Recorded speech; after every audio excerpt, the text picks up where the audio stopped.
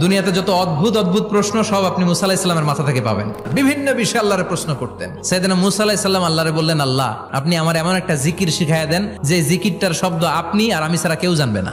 দিনে রাতে সব সময় এই জিকির আমি করব, আপনারে ডাকবো, কিন্তু শর্ত হলো এই জিকিরটা জানবে শুধু আপনি আর জানবো শুধু আমি। আল্লাহ বললেন, মুসা পড়ো লা ইলাহা ইল্লাল্লাহ। মুসা আলাইহিস সালাম কয়, মাবুদ এটা তো জাতীয় জিকির, সবাই জানে। আমি তো চাইছি এক্সেলেন্ট একটা জিকির, কারো কাছে নাই, শুধু আমি জানবো আর আমি পড়বো।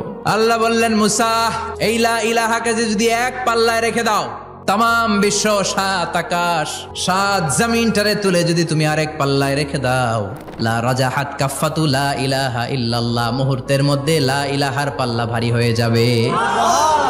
ও মুসা, তুমি যতই এক্সক্লুসিভ জিকির চাও, লা ইলাহার চেয়ে দামি জিকির আমার কাছে নাই।